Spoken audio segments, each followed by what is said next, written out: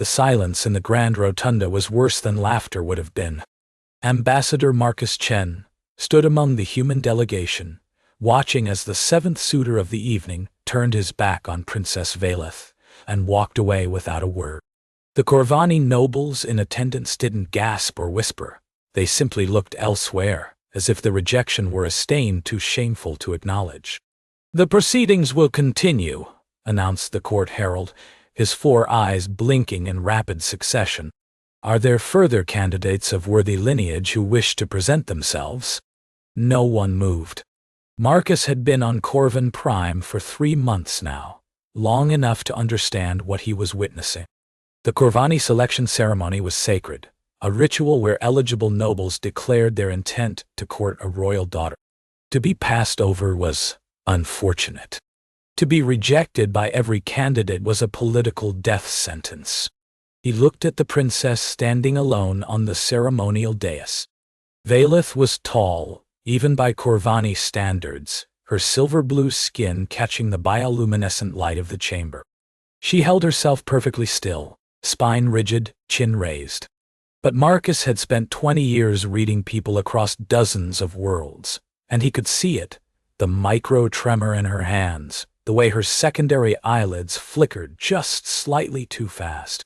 She was breaking, and she was determined to break where no one could see. Queen Sereth rose from her throne, and the gesture sent ripples of attention through the gathered nobles. Her voice, when she spoke, carried the weight of someone who had ruled for 2 centuries. "No one will choose my daughter," the queen said, and though her tone remained formal, Marcus heard the fracture beneath it.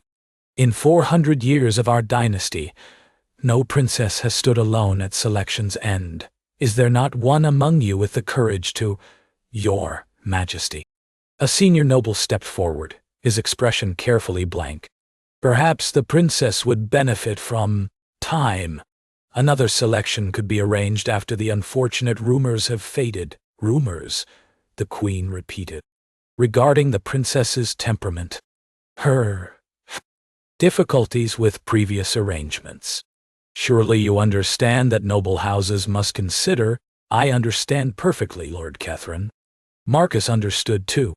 He'd heard the whispers during his diplomatic tenure. Princess Vaelith had broken 2 previous betrothals, one because she'd refused to stop her scientific research, another because she'd publicly corrected her intended's false claims during a council session. In Korvani high society, such behavior marked her as uncontrollable, dangerous, unmarriageable. The herald raised his staff. "If no further candidates present themselves, the selection will be recorded as, I present myself." The words left Marcus's mouth before his brain fully authorized them. The entire chamber turned as one, and he felt 500 pairs of alien eyes fix on him like targeting systems. His aide, Lieutenant Taurus, grabbed his arm. "Sir, what are you?" Marcus stepped forward, out of the human delegation's carefully designated area, into the ceremonial space where only Korvani nobles were permitted to stand. The breach of protocol alone would have been enough to cause an incident. What he was doing went far beyond that. "I am Ambassador Marcus Chen of the United Earth Coalition," he said, his voice steady despite the adrenaline flooding his system. "I present myself as a candidate for the princess's consideration." Lord Catherine's composure finally cracked. "This is absurd. Humans have no standing to participate in selection. You have no lineage, no holdings, no. The ceremony requirements state that candidates must hold a position of recognized authority within their people," Marcus interrupted. He'd read the protocols extensively. It was his job to know them. "As Earth's senior diplomatic representative to the Korvani Empire, I hold such authority. There is no species restriction in your laws. I've checked. The spirit of the law. I was taught that Korvani honor their written codes above all else." Marcus looked directly at the queen. "Was I taught incorrectly, Your Majesty?" The queen's expression was unreadable. She studied him for a long moment, and Marcus had the uncomfortable sensation of being measured down to his molecular structure. "You were not taught incorrectly, Ambassador," she finally said. "The ceremony recognizes your candidacy." The chamber erupted. Marcus ignored it. He walked toward the dais, toward the princess who was staring at him with an expression he couldn't quite decode. Shock, certainly, but something else underneath. Something that might have been the first spark of curiosity she'd shown all evening. He stopped at the prescribed distance and bowed, a human bow, not a Korvani one. He was done pretending to be something he wasn't. "Your Highness," he said, "I don't offer lineage or holdings because I have neither. What I offer is this, a chance to leave this room with your dignity intact. After that, the choice of what happens, or doesn't, is yours. I understand if you'd prefer to reject me as well. I won't be offended." Princess Vaelith looked at him for a long moment. When she spoke, her voice was quiet enough that only he could hear. "You realize what you've done, the political implications for your people, yes, and you did it anyway. Why?" Marcus thought about the question. The honest answer was complicated. Something about watching her stand there alone. Something about his daughter who died 3 years ago in a colony accident. Something about all the times he'd seen good people broken by systems that didn't value them. "Because someone should have," he said simply. "And no one else was going to." The princess's secondary eyelids flickered. Surprise, he thought. Or perhaps something else. She raised her hand in the formal gesture of acceptance. "The selection recognizes one candidate," the herald announced, sounding like he was delivering news of an apocalypse. "The human Marcus Chen." In the corner of his vision, Marcus saw Lord Kethren's face contort with something beyond mere displeasure. The look was there, and gone in an instant. But Marcus had been a diplomat long enough to recognize it. He had just made an enemy. The courtship gardens were beautiful in a way that made Marcus feel slightly off balance. Bioluminescent plants that pulsed in synchronized rhythms, gravity that shifted subtly as you walked, flowers that sang in frequencies just at the edge of human hearing. He sat on a bench designed for Korvani proportions, which meant his feet didn't quite touch the ground. It should have felt ridiculous. Instead, he found it oddly appropriate. "You're early." Marcus stood as Princess Vaelith approached. She had exchanged her ceremonial robes for simpler attire, and somehow the change made her seem more real. Less like a symbol, and more like a person. "Habit," he said. "My wife used to say I'd arrive early to my own funeral." "Used to?" She passed. 8 years ago now. Medical complications after our daughter was born." Vaelith sat on the bench across from him, maintaining the precise distance that Korvani protocol demanded during early courtship. "And your daughter? Gone too." 3 years ago. Colony accident on Proxima the 7T. Marcus was surprised at how easily the words came. He'd spent years learning not to talk about Elena. "I request permission to change the subject." "Granted." Vaelith's tone softened almost imperceptibly. "I should tell you that several council members have filed formal protests regarding your candidacy. Lord Kethren is demanding that the selection be invalidated. I expected as much. My mother has refused. For now." Vaelith studied him with those strange, beautiful eyes, 4 of them, arranged in a pattern that human artists found unsettling, but that Marcus had come to appreciate. "Why did you really step forward, Ambassador?" "Political advantage. Earth standing in the Korvani court is precarious. A marriage connection would change that." "Would it?" "Substantially. Access to restricted technologies, preferred trade agreements, military alliance provisions." "I know what the political benefits would be," Marcus interrupted gently. "I've been calculating them professionally for 3 months. But that's not why I did it." "Then why?" Marcus considered lying. Diplomatic training was essentially training in elegant dishonesty. But something about the directness of her gaze made him want to offer the same in return. Do you know what humans call that moment at the selection? When you are standing there alone, I imagine they have many words for it. We call it the longest walk. It's an old expression from human history, the walk a condemned person takes to their execution. I watched you standing there, and I realized you were doing it. Walking to your death, in a sense. And everyone was just watching. Vaelith was quiet for a moment, and you felt compelled to intervene. I felt compelled to offer you a door. Whether you walk through it is your choice. That's an unusually passive approach for a suitor. I'm not really a suitor, Your Highness. I'm a stranger who made a dramatic gesture. The suitor part, if it happens at all, would come later, and only if you want it to. Vaelith's secondary eyelids flickered in what Marcus was beginning to recognize as her tell for surprise. You genuinely don't expect anything from this arrangement. I expect complications, political entanglements, and probably several assassination attempts. Beyond that, no. The assassination attempts are not a joke. Lord Kethrin's faction has killed for less. I know. They sat in silence for a moment. One of the singing flowers shifted its pitch, creating a harmony with its neighbors that sent shivers down Marcus's spine. You're not what I expected, Vaelith said finally. When I saw you step forward, I assumed arrogance. Humans are known for it, the young species that thinks itself destined for greatness. Some of us, certainly. But you're not arrogant. You're... She paused, searching for the word. Tired.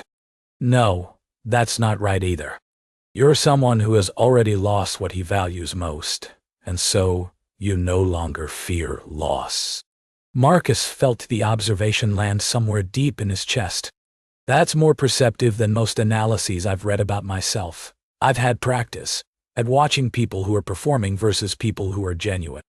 Vaelith's voice carried an edge of bitterness. My previous betrothed were performers. They wanted the princess, the political connection, the reflected glory. They had no interest in the person underneath. When they discovered that the person had opinions, and voiced them, and refused to become a decorative accessory, they left. They discovered they had more important commitments elsewhere. Vaelith's tone was carefully neutral. The polite fiction was maintained. The shame was mine to carry. That's absurd. It's tradition. Then your tradition is absurd. Marcus said it flatly, without diplomatic softening. You were rejected for being intelligent and honest. Those should be qualifications, not disqualifications. Vaelith stared at him. You truly believe that? I truly believe that. Another long silence. The garden's lights pulsed around them, painting shifting patterns across Vaelith's silver-blue skin. I would like to show you something, she said finally. My research laboratory. I'm told it's the reason I'm unmarriageable. My unseemly dedication to work unbefitting a princess.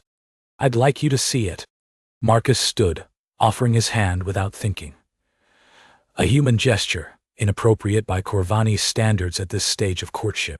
He realized his error a moment too late. Vaelith looked at his extended hand. Her secondary eyelids flickered. Then, slowly, she took it. The attack came 3 weeks later, at the worst possible moment. Marcus had been in Vaelith's laboratory, watching her explain her research into quantum-locked genetic preservation. He understood perhaps a third of it, enough to grasp that she was brilliant, that her work could revolutionize how the Korvani maintained their genetic archives, and that the Council had been systematically defunding her projects for years. They prefer I spend my time on ceremonial functions, Vaelith said, adjusting a microscope that had more computing power than Marcus's entire embassy. A princess should be decorative, not functional. On Earth we had similar attitudes once. Some places still do. And how did your species address it? Badly, mostly. Then slowly, painfully, with a lot of setbacks. We're still working on it. Vaelith made a sound that might have been a laugh. Honest, at least. That was when the lights went out. Marcus had survived 2 assassination attempts earlier in his career, one on Tau Ceti, one during the Bellatrix negotiations. He recognized the signature instantly, power cut, followed by 3 seconds of confusion, then the strike.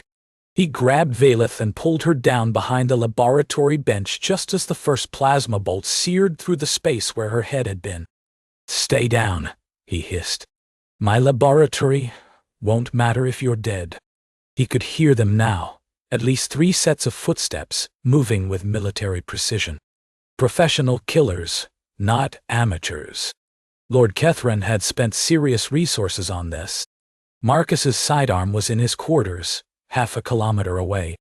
Diplomatic protocol prohibited weapons in the princess's presence. He'd complained about that rule for months. "Is there another exit?" he whispered. "Emergency hatch. North wall. But it requires my biometric authorization, and they'll expect me to run for it." "Then we won't run." Marcus looked around the darkened lab, his eyes adjusting slowly. "Can any of this equipment be weaponized? This is a genetics laboratory, not an armory. Everything can be weaponized. What do you have that's dangerous?" Vaelith's secondary eyelids flickered. He could see them even in the darkness, a faint phosphorescent glow, the preservation units. If the containment fields are disrupted, they release a burst of radiation. Non-lethal to Korvani, but extremely disorienting. "Do it. I'll lose months of research." "Vaelith." Marcus grabbed her shoulders, pulling her close enough that he could see the fear beneath her composure. "Your research matters. You matter. We can rebuild the research." "I can't rebuild you." She stared at him for a moment that stretched into eternity. Then she nodded. What followed was chaos. Vaelith triggered the containment breach. The laboratory filled with light and sound, radiation alarms, emergency systems, the screams of assassins who hadn't prepared for a counterattack. Marcus moved through the chaos like he'd been born to it, using the disorientation to close distance, to strike, to disable. He wasn't a soldier, but he'd spent 20 years in places where diplomacy failed. He knew how to survive. By the time the palace guards arrived, 3 assassins were unconscious, and Marcus was bleeding from a wound in his shoulder that he didn't remember receiving. "Ambassador." The guard captain looked horrified. "You're injured." "I'm fine. The princess is unharmed." Vaelith's voice came from behind him, and Marcus turned to find her standing there, staring at him with an expression he couldn't read. Because of him. The investigation that followed was swift. The assassins were traced to Lord Kethran's household within hours. By dawn, he had fled to the outer colonies, his faction scattered, his name struck from noble registers.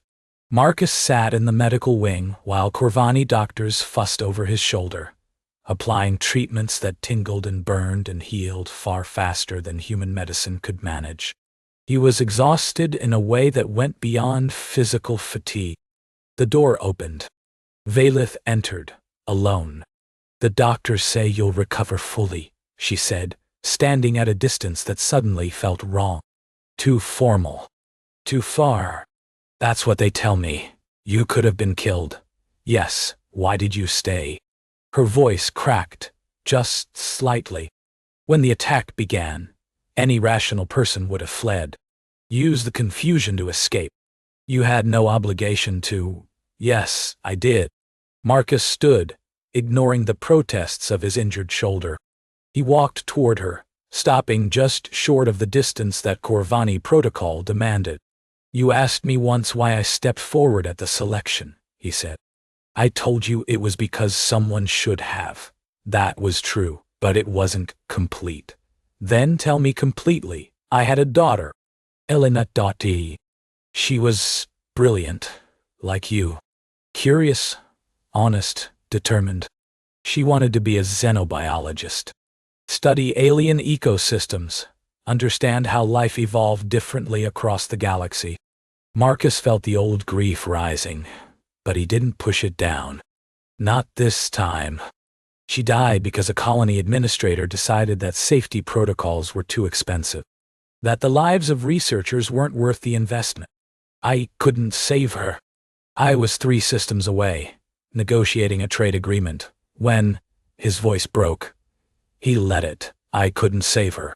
But I saw you standing alone in that chamber, being abandoned by people who should have valued you. I thought, I can't change what happened to Elena, but maybe I can make sure it doesn't happen to someone else.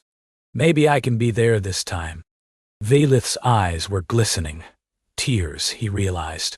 Korvani wept differently than humans, the fluid more viscous, catching the light like tiny gems.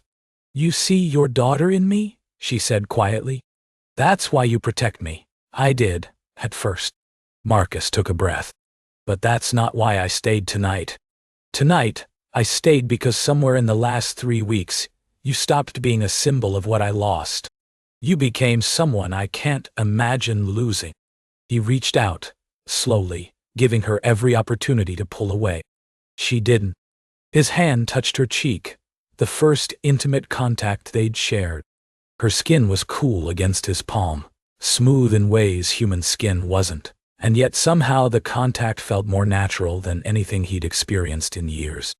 I'm not offering you my protection, he said. I'm offering you myself. All of it, the broken parts, the damaged parts, the parts that are still learning how to feel something other than grief. If you don't want that, I understand. But I needed you to know. Vaelith closed her eyes. When she opened them, something had changed. A wall coming down, a decision being made. I've spent my entire life being told what I should want, she said. A proper husband, proper behavior, a proper role. I've never had someone offer me choice instead of expectation. She turned her head, pressing her cheek more firmly into his palm. I choose this, she whispered. I choose you. The wedding was nothing like Marcus had expected. Korvani ceremonies were typically elaborate affairs, weeks of rituals, endless protocols, symbolic exchanges that required memorizing thousands of gestures and phrases. He had been dreading it. Instead, Queen Sereth had declared a simplified ceremony. Given the extraordinary circumstances she announced to the council, and the proven devotion of the human candidate, traditional protocols are hereby modified. What she meant, Marcus understood, was that she'd seen her daughter smile for the first time in years and was willing to break centuries of tradition to preserve it. The ceremony took place in the courtship gardens, where they'd had their first real conversation. Attendance was limited. The Queen, a handful of witnesses, Lieutenant Torres representing the Earth delegation, and the royal court chaplain who looked deeply uncomfortable with the entire situation. Marcus stood at the ceremonial arch, wearing a hybrid outfit that the palace tailors had designed, human formal structure with Korvani colors and patterns. It should have looked absurd. Somehow it didn't. Vaelith walked toward him, and the breath caught in his throat. She was beautiful, not in the exotic alien way that human media fetishized, but in the way that anyone who truly sees another person finds them beautiful. The curve of her neck, the intelligence in her eyes, the slight nervous tremor in her hands that she thought she was hiding but wasn't. She stopped before him. The chaplain began speaking, but Marcus barely heard the words. He was too busy watching Vaelith, reading her micro-expressions, seeing the moment when her nervousness transformed into something else. Peace, he thought. She looks peaceful. The binding words, the chaplain prompted. Vaelith spoke first, as was traditional for the higher-ranked party. I enter this union with clear eyes and full heart. I accept your presence in my house, your voice in my councils, your hand in partnership. I bind my lineage to your future.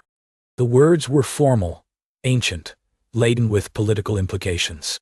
But the way she said them, looking directly at him, her voice steady and warm, made them something more. Marcus took a breath. I enter this union with clear eyes and full heart. I offer my loyalty, my support, my honest counsel. I bind my life to your well-being, not as servant or protector, but as equal partner in whatever comes." The chaplain made a small sound of surprise. Those weren't the traditional words.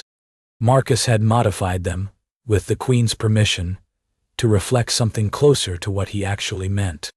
Vaelith's secondary eyelids flickered, that familiar tell, but this time he saw it clearly as joy.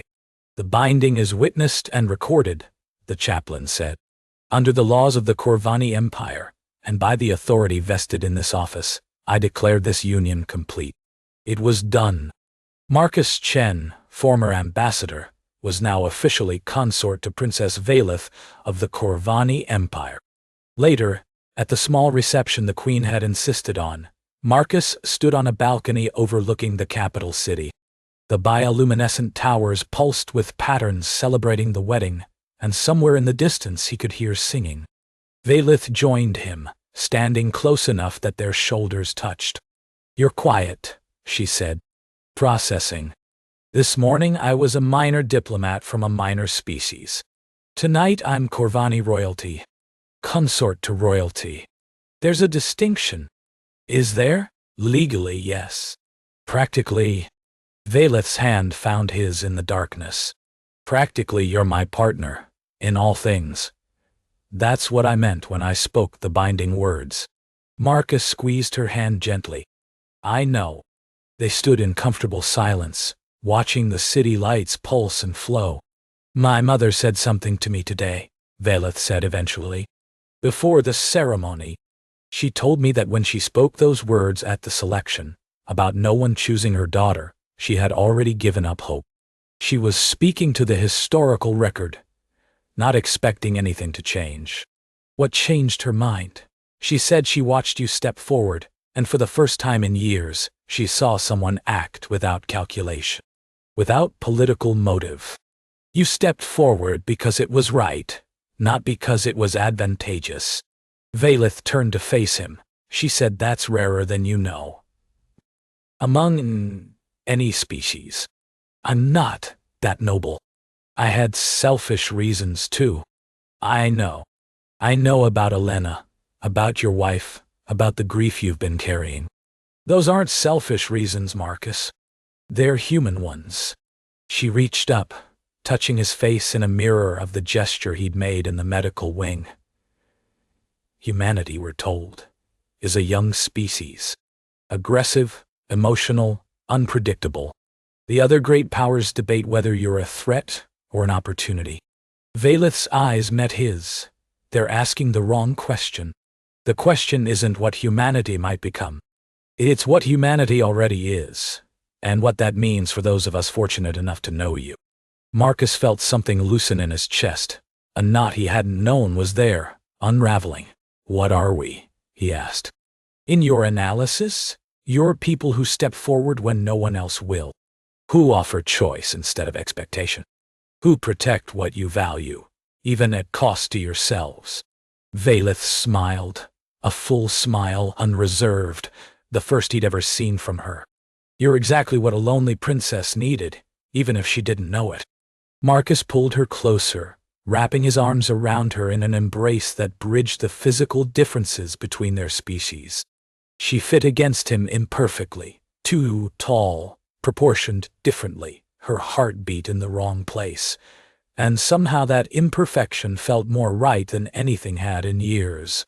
"For what it's worth," he said into her hair, "you're exactly what a grieving diplomat needed, even if he didn't know it either." They stood together on the balcony, watching as the celebration continued below.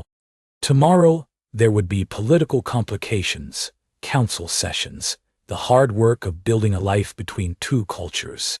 There would be challenges they couldn't yet imagine, enemies who would resent their union, moments when the weight of their responsibilities seemed unbearable. But tonight, there was only this. Two people who had found each other across the vast gulf of space and species and circumstance. Two people who had chosen each other not despite their brokenness, but with full knowledge of it. two people who had decided that the risk of hope was worth taking. In the garden below, the singing flowers shifted their harmony, creating something new, a blend of frequencies that neither fully Korvani nor fully human, but something unique to this moment. A wedding song for an unprecedented union, the beginning of something that would change everything.